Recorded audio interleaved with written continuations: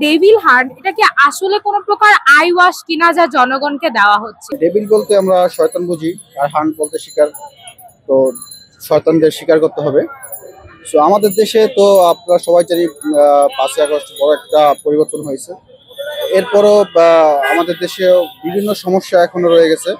তো যারা বিভিন্নভাবে দেশকে অস্থিতিশীল করতে চায়, দেশের বিভিন্ন সমস্যা তৈরি করতেছে, তো তাদেরকে ধরা উচিত। এই কাজটা আরো আগে শুরু করলে ভালো হতো।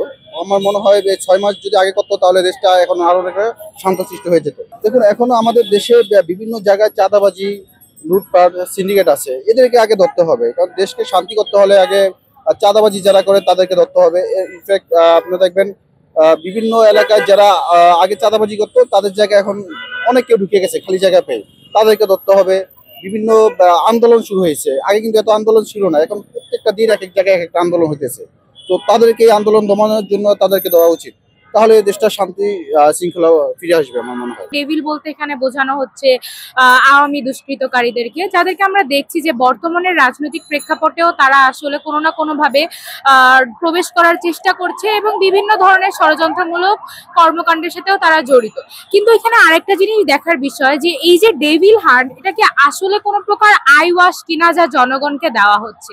অন্তর্বর্তীকালীন সরকারের প্রায় 6 মাস চলছে, আর এখন পর্যন্ত আসলে আমরা আওয়ামী লীগের নেতা কর্মীরা, ছাত্রলীগের নেতা কর্মীরা যারা প্রত্যক্ষ পরোক্ষভাবে শুধুমাত্র জুলাই আগস্ট না, বিগত 15-16 বছরে নানা ধরনের অপকর্ম, সন্ত্রাসী কর্মকাণ্ড সাথে জড়িত ছিল এবং ফ্যাসিবাদের পক্ষে নিয়মিত যারা সম্মতি উৎপাদন করে চলছে, তাদেরকে বিচারের আওতায় আনার জন্য আসলে কতটুকু কার্যক্রমে এই সরকার করছে, কিংবা তারা কতটুকুতে সফল হয়েছে? ছাত্রলীগকে ধরা, ছাত্রলীগের নেতা কর্মীদেরকে, আওয়ামী লীগকে বিচার করা, তারা যে পরিমাণ অর্থ পাচার করেছে তার একটা বিচার করা কিন্তু এই সরকারের একটা অন্যতম দায়িত্ব। ডেভিল তো শয়তান, ডেভিলিশ ওয়ার্ক যারা করে, যাদের এভিডেন্স আছে, এভিডেন্স ছাড়া না, এভিডেন্স আছে, প্রমাণ আছে।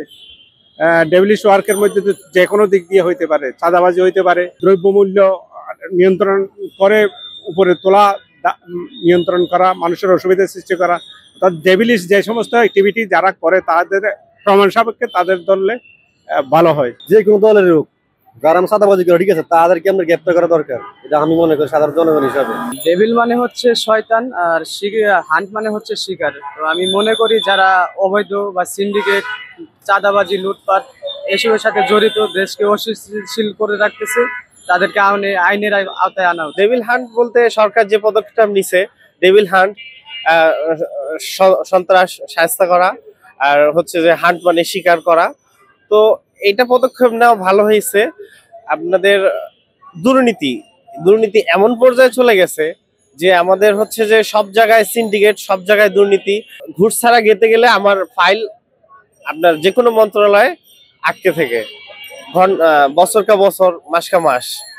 তো আমি চাই এইটা থেকে দুর্নীতি এটা দমন করতে হবে। এদের পিছনে কারা আছে তাদেরকে ধরতে হবে। আমার বাচ্চার 4 বছর বয়স, আমি এখন জন্ম নিবন্ধন কার্ড করতে গেলে আমাকে ঘুষ দিয়ে করতে হয়। আমাকে এখন ওইটা আমি পাই না, সময় মতো পাই না। তো এইভাবে কিছু কিছু মন্ত্রণালয় আছে, ইউনিয়ন পর্যায়ে চলে গেছে দুর্নীতিটা, এদেরকে ধরতে হবে।